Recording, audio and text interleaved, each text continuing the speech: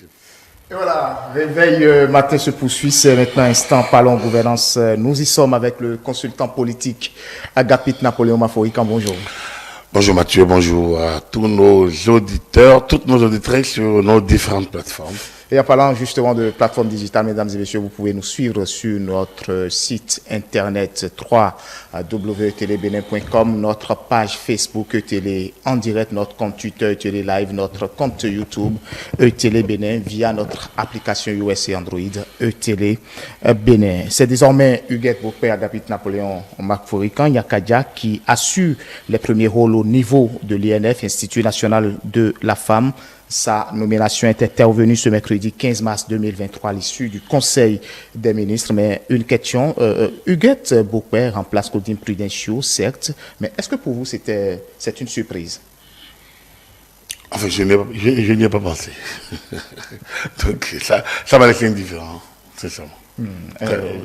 Voilà, secrétaire, après présidente. Non, elle le mérite, elle mérite d'être là. Huguette Beaupère Yakadia, vous n'avez pas à la compter, on la connaît. Elle a dit que c'est une grande dame, c'est une brave dame, c'est une célébrité, c'est une icône. Qu'est-ce qu'il faut dire? Qu'est-ce qu'il faut dire? Voilà, donc justement. Du coup, qu'on la nomme, là, n'est pas une surprise. Mais comme je vous dis, moi, je passe pas mes journées à scruter qui va prendre l'INF, parce qu'il y a une présidente là. Donc je ne pense pas trop. Je ne pensais pas. C'est arrivé, et bon, voilà, on a commencé par analyser. Voilà. En tout cas, Claudine Prudencio est une Amazone, une femme battante qui n'a de cesse depuis plusieurs années de défendre la gente féminine et de se positionner dans la sphère de décision telle qu'elle en a l'occasion. Peut-on dire que Claudine Prudencio a failli? Ah non, on ne l'a pas limogé, on l'a remplacé. Donc, il a failli, non, il n'y a pas de failli. Il a plu au chef de l'État qui nomme aux hautes fonctions de l'administration de la remplacer. Mais après l'analyse que je suis, peut esquisser quelques raisons, peut-être. Mais dire qu'elle a failli, je ne sais pas quel était son mandat, je ne sais pas quels étaient ses engagements vis-à-vis du chef de l'État. Est-ce qu'elle a eu le temps vraiment de diriger cette institution? Je ne sais pas. 2021, 2023. Non, ce n'est pas le temps. Mais est-ce qu'elle s'est donné l'occasion de diriger l'institution? Je n'ai pas eu l'impression, moi. J'ai l'impression que Claudine Prudencio est restée femme politique. On lui a confié une fonction qui est plus noble au-delà de la politique. Donc une fonction très politique, mais à gestion apolitique. C'est-à-dire que la question de la femme est une question politique. Cette question politique, ce n'est pas de la politique politicienne. C'est de la politique de l'État. La politique de ceux qui sont là. De donner une place, d'accorder une attention, de s'occuper du cas de la femme. Comme je l'ai dit une fois, la femme, elle est particulière. On dit que nous avons les mêmes droits. Mais au même moment, puisqu'elle est objet de beaucoup de pesanteurs qui l'inhibent et l'empêchent de s'exprimer, de s'extérioriser à tous les niveaux, les politiques publiques ont pensé lui accorder une place à part. La question de la discrimination. Je ne suis pas très genre, mais je comprends. Et donc, l'INF, qui a été dirigé précédemment, il faut le dire par le professeur Fischer Bokor, à sa manière, mais une dame qui a un nom aussi, brave dame aussi, professeur, intellectuel. Enfin non, moi je ne parle même pas de fonction, mais une intellectuelle. Elle a une certaine position sur la question. Je ne la connais pas comme excessivement féministe, mais c'est une intellectuelle, donc une dame qui s'est battue pour être là où elle est, qui n'a pas attendu une discrimination. Et ce sont des icônes qui doivent être analysées et peut-être copiées. Claudine Prudencio n'a pas attendu une discrimination positive pour être là. Huguette Beaupère Yakadia n'a pas attendu une discrimination positive. Donc, elle fait partie de cette catégorie de femmes qui méritent attention, qui méritent respect, qui méritent considération. Après, est-ce que la mission qu'on a confiée à Claudine a été accomplie? Ça, il n'a pas dit au chef de l'État de le dire. Mais au regard du fait qu'on la remplace de deux choses libres, on ne la sent plus en mesure de continuer à faire le travail convenablement au regard des objectifs qu'on lui a assignés et que peut-être qu'elle n'a pas atteint. Et ça, moi, je comprendrais parce que j'ai l'impression qu'elle n'a pas suffisamment consacré son temps à l'Institut. Ou alors, il y a un retournement de mission. C'est-à-dire? C'est-à-dire qu'on a envie de donner un nouveau cap, de nouveau souffle à cet institut réformé, rebâti en 2021, qu'on a envie encore de lui donner un souffle qu'on n'a pas pu avoir. Et l'un, collant à l'autre, elle ne serait plus la femme de l'instant, la femme de l'heure, la femme de la situation. Et donc, on a fait appel à quelqu'un qui est compatible à toutes les situations. Tant que ça concerne les femmes ou la gouvernance. Huguette Boukpey-Akadia, mais pour certains, pour ce départ de la tête de l'Institut national de la femme peut être justifié par le faible taux ou faible score, réalisé par le parti UDBN lors du dernier scrutin législatif à Gapit Napoléon Mafolican. Je ne pense pas que c'est une affaire de faible taux, faible score. Il y a des ministres qui sont au gouvernement qui n'ont pas été élus.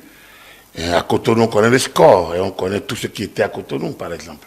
Donc je ne pense pas que c'est une affaire de score. Mais par contre, c'est une affaire de casting. Peut-être.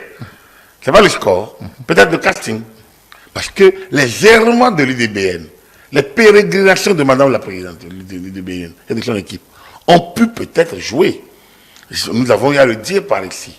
Il y a une certaine opinion, une certaine presse, et certaines voix autorisées, enfin, qui s'autorisaient à nous narguer.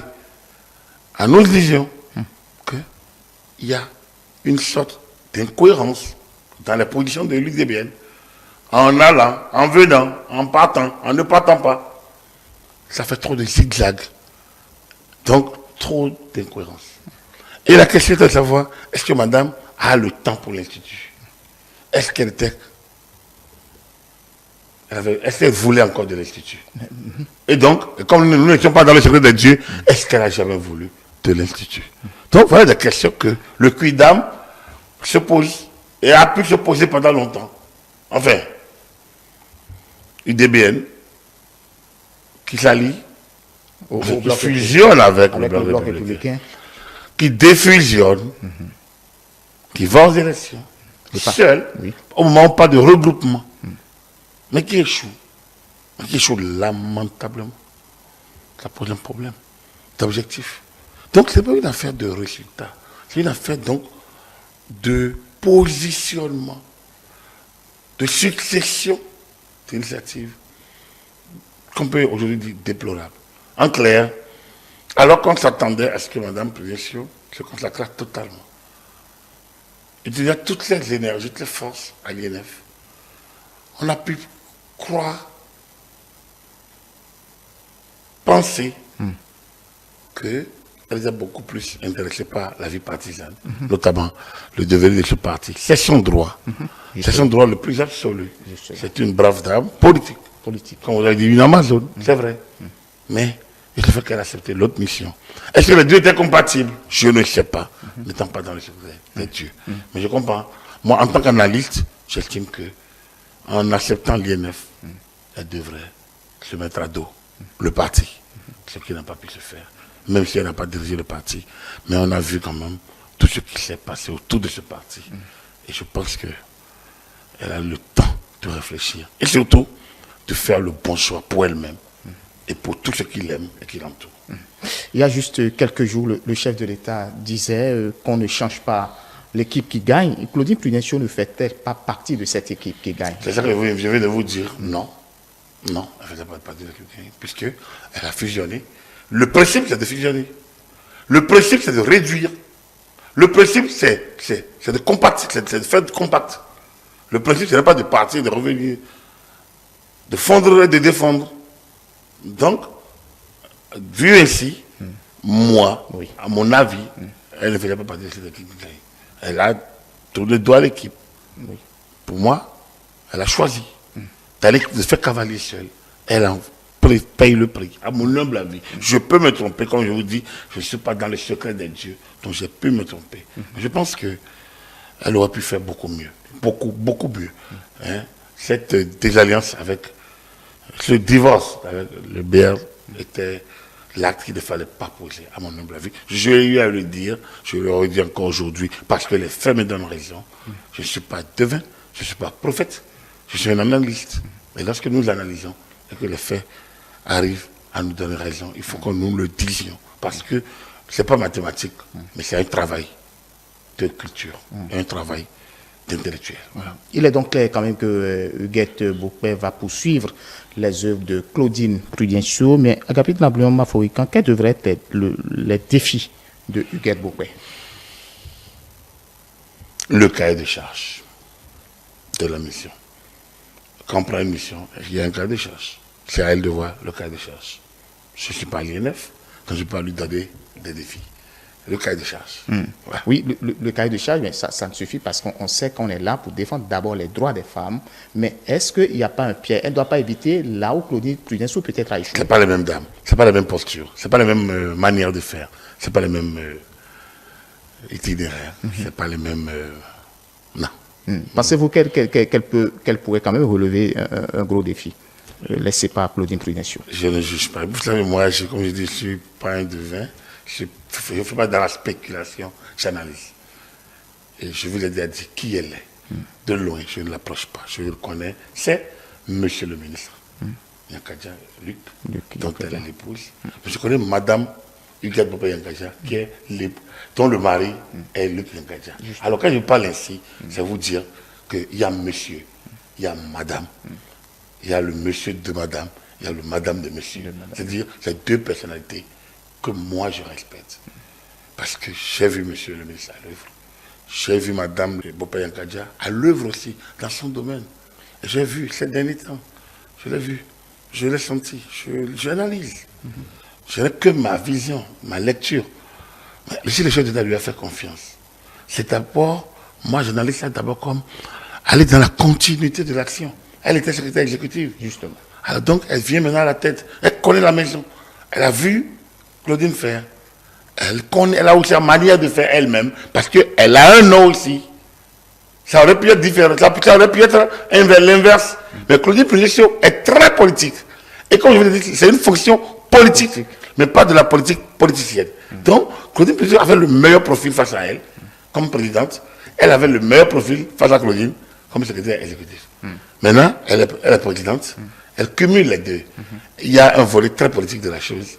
Mais comme c'est pas, elle est consul honoraire de la Norvège, donc elle a aussi une petite fonction, même si elle est plus commerciale quand cette fonction, c'est aussi quand même politique.